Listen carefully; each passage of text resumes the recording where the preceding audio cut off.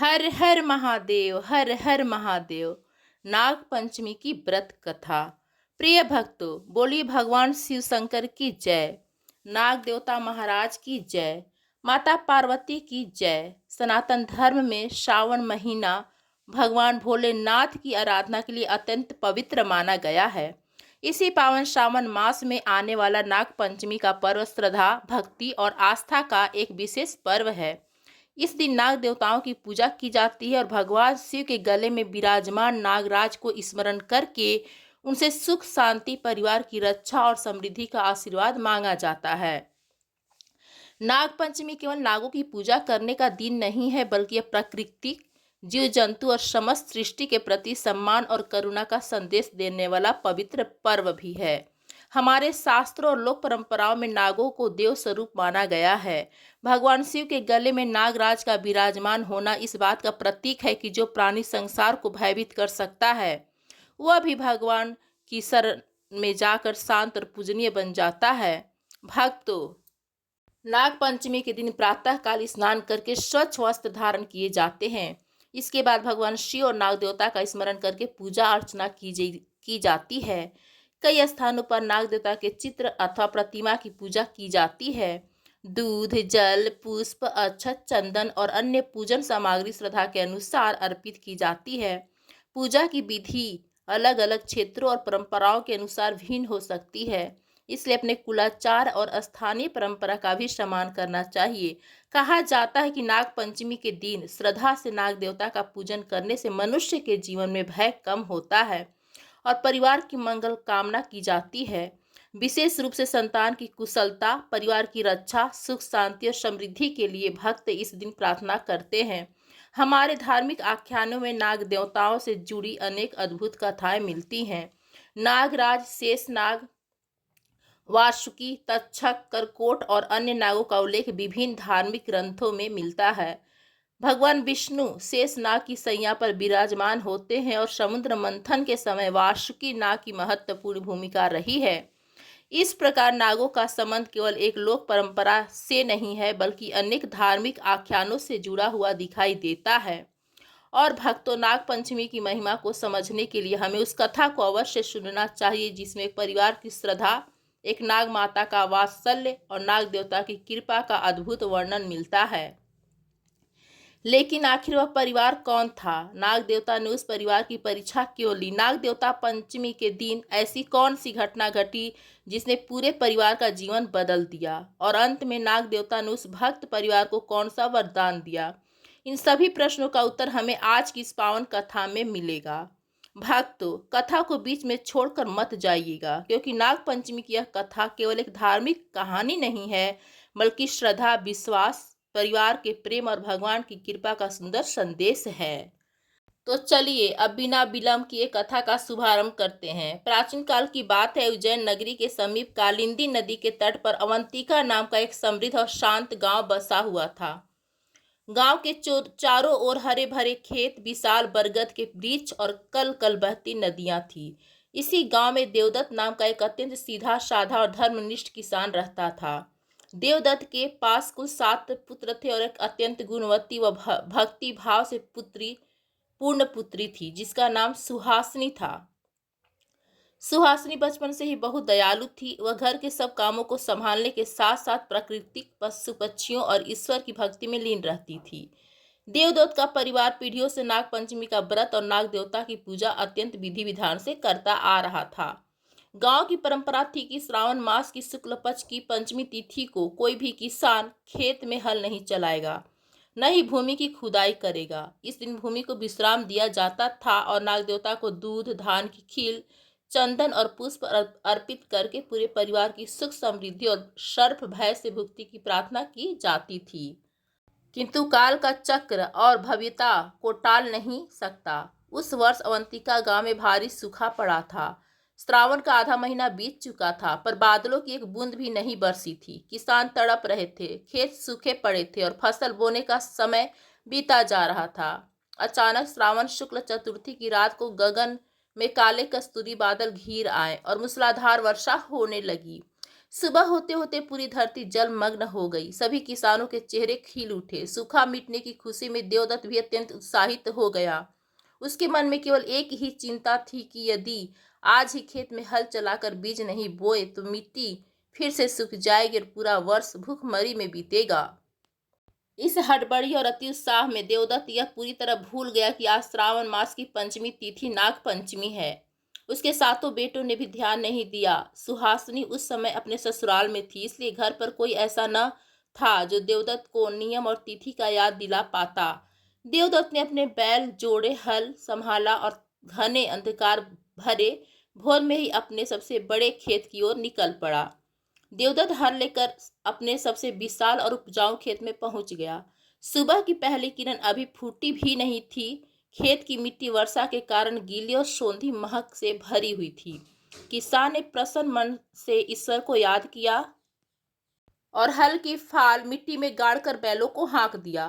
परंतु देवदत्त इस बात से पूरी तरह अनजान था कि उसी खेत के एक सुदूर कोने में प्राचीन और विशाल समी के वृक्ष की जड़ों के पास एक गहरा बिल बना हुआ था। उस बिल में काल सर्प वंश की एक अत्यंत विषैली और दिव्य नागिन अपने 4 नवजात सपोलों के साथ निवास करती थी। नागिन के सपोले अभी बहुत छोटे थे। उनकी आंखों भी पूरी तरह से नींद खुली थी और वे केवल अपनी माता के स्नेह और दूध पर आश्रित थे। उस दिन नाग पंचमी का पवित्र पर्व होने के कारण नागिन अपने नवजात बच्चों को बिल में सुरक्षित छोड़कर उनके लिए दिव्य औषधिया, रस और जल की व्यवस्था करने पास के सरोवर की ओर गई थी। वह मन ही मन आश्वस्त थी कि आज के दिन कोई भी मनुष्य भूमि नहीं खोदेगा और उसके बच्चे सुरक्षित रहेंगे। इधर देवदत्त अपने ही धुन में खेत जोतता हुआ आगे बढ़ रहा था। गीली मिट्टी के कारण हल बहुत गहराई तक धंसता हुआ जा रहा था।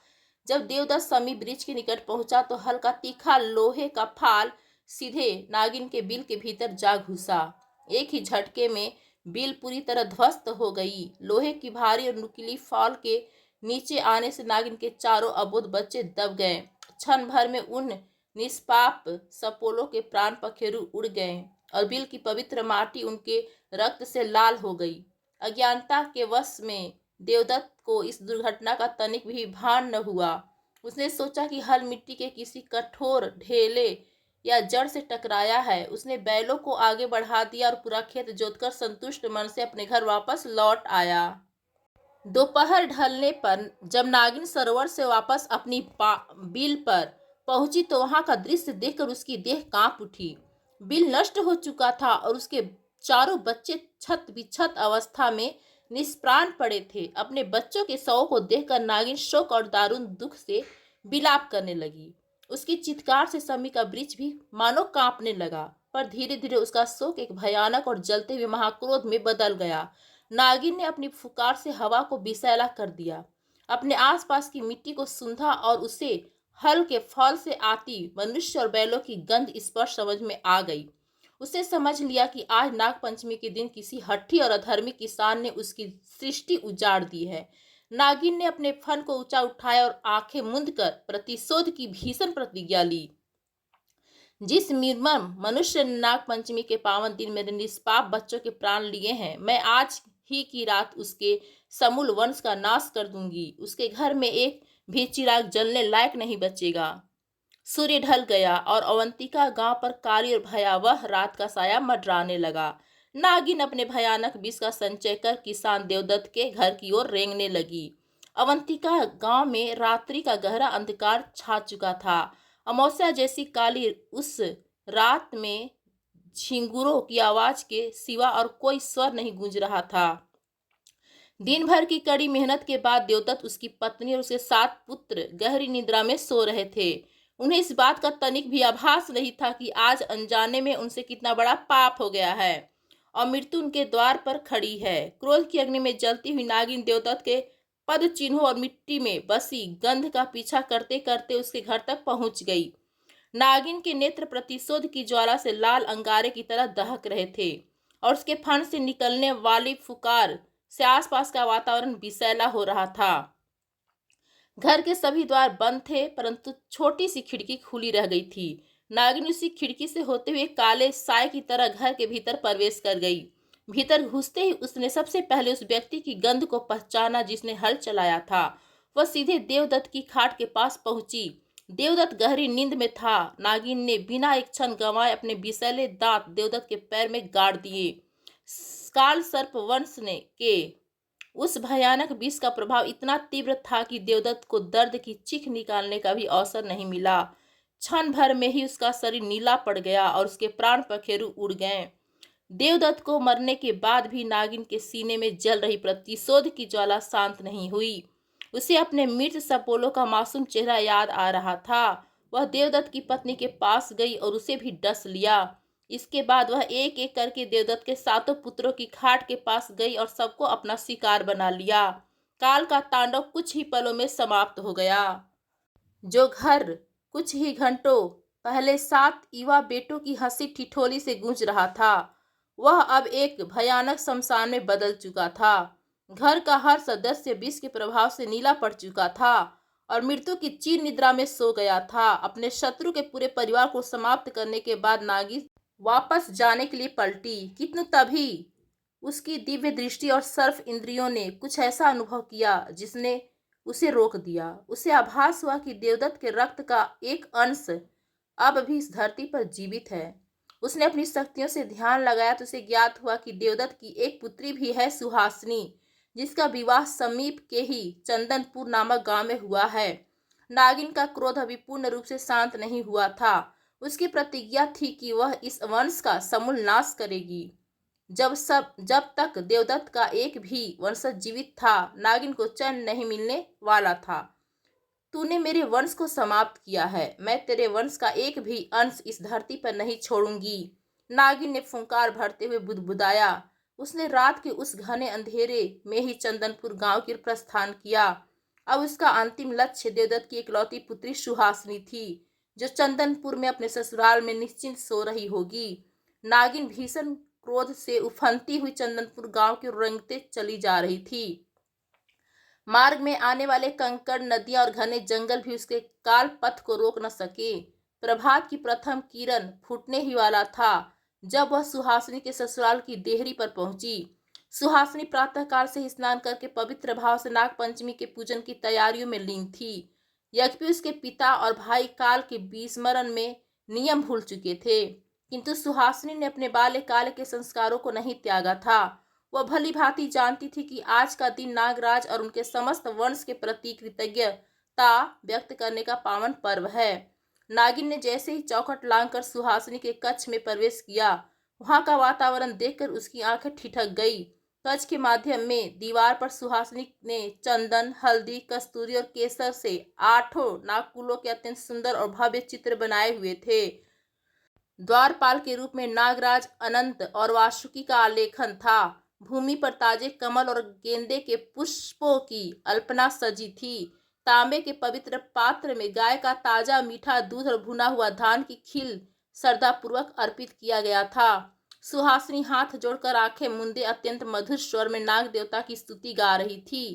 सर्वे नागाः प्रियंता में ए किंचित पृथ्वी तले ए च हेली मरीचिस्था ए अंतरे दीवी संस्था।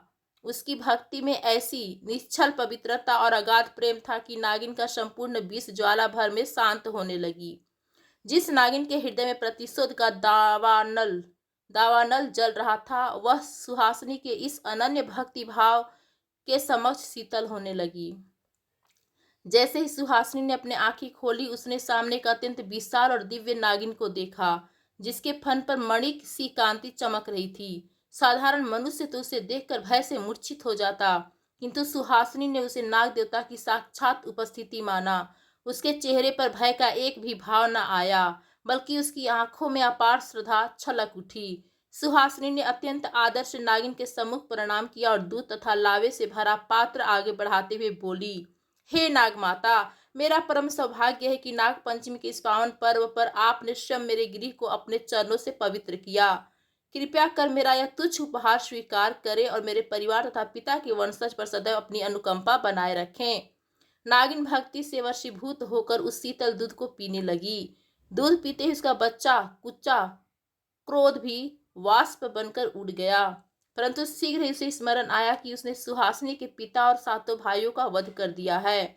नागिन ने गंभीर वाणी में कहा, हे पुत्री, तुम्हारी यह निश्चल भक्ति और पवित्र आचरण देखकर मेरा हृदय पिघल गया है। किंतु विधि के विधान को देखो। जिस वंश की रक्षा की प्रार्थना तुम मुझसे कर रही हो, उस वंश के सभी पुरुषों को मैं आज ही की रात अपने विष से भस्म कर चुकी हूँ। यह सुनते ही सुहासिनी के हाथों से पूजा की थाल छूट गई। उसकी दुनिया एक ही पल में उजड़ गई। पिता और सातों भाइयों के काल कवलित होने का समाचार सुनते ही सुहासिनी के पांव तले जमीन खिसक गई। उसकी आंखों के सामने गहरा अंधकार छा गया। हाथों से पूजा का पात्र छूटकर भूमि पर गिर पड़ा और दूध तथा पुष्प बिखर गए। सुहासिनी नागिन के चरणों में गिर पड़ी और अति करुण स्वर में अश्रु बहाते हुए विलाप करने लगी। हे नागमाता, यह कैसे अनर्थ हो गया।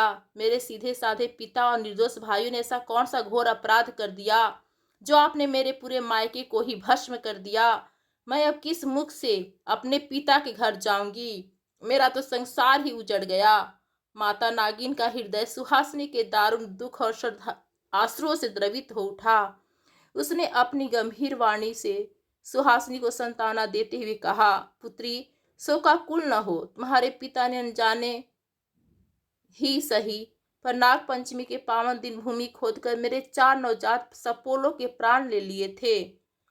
प्रतिशोध की अग्नि में अंधी होकर मैंने तुम्हारे समूल वंश का नाश करने की प्रतिज्ञा ली थी, परंतु तुम्हारी यह अनन्य भक्ति, पवित्र आचरण, नागकुल के प्रति निष्ठा देखकर मेरा क्रोध पूरी तरह शांत हो गया।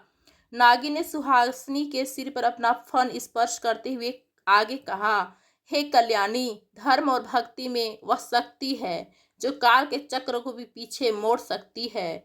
मैं तुम्हारी इस अगाध श्रद्धा से अत्यंत प्रसन्न हूँ। मांग, तू मुझसे क्या वरदान मांगना चाहती है। सुहासिनी ने तुरंत हाथ जोड़कर कातर भाव से प्रार्थना की, हे नागमाता, यदि आप मेरी भक्ति से प्रसन्न है तो मुझे कोई वरदान देना चाहती हैं तो कृपा करके मेरे पिता, मेरी माता, मेरे सातों भाइयों को प्राण लौटा दीजिए। मेरे पिता धर्मी नहीं हैं, उनसे यह पाप केवल विस्मरण और अज्ञानता के कारण हुआ है। मुझे मेरा हंसता खेलता परिवार पुनः लौटा दीजिए माता। सुहासिनी की निश्चल और निस्वार्थ प्रार्थना सुनकर नागिन ने अपने मुख से दिव्य अमृत रस की कुछ बूंदें एक मदार के पत्ते पर प्रकट की।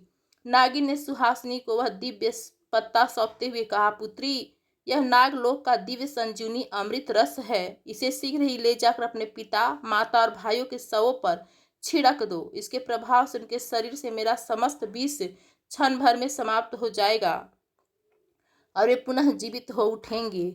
इसके साथ ही आज से जो भी मनुष्य नाग पंचमी के दिन हल नहीं चलाएगा और भक्ति भाव से नाग देवता की पूजा करेगा, उसके कुल की रक्षा स्वयं नागराज करेंगे। सुहासिनी ने नागिन को सत सत प्रणाम किया और उस दिव्य अमृत रस को अत्यंत सावधानी से लेकर पवन के वेग से अपने मायके अवंतिका गांव की ओर दौड़ पड़ी। जब सुहासिनी अपने घर पहुंची तो वहां पूरे गांव के लोग एकत्र थे। घर के आंगन में उसके पिता, माता और सातों भाइयों के विषैले पड़ चुके नीले शव पड़े थे और चारों ओर चित्कार मचा हुआ था। सुहासिनी ने बिना एक पल भी गंवाए नागमाता का स्मरण किया और वह दिव्य अमृत रस सभी शवों के ऊपर छिड़क दिया। अमृत रस के स्पर्श होते ही एक अद्भुत चमत्कार हुआ। सभी शवों का नीलापन लुप्त होने लगा। देवदत्त, उसकी पत्नी और सातों भाइयों के फेफड़ों में पुनः सांसें लौटने लगी। वे सभी ऐसे उठ बैठे मानो किसी लंबी और गहरी निद्रा से जागे हो। पूरे घर और गांव में हर्षोल्लास छा गया।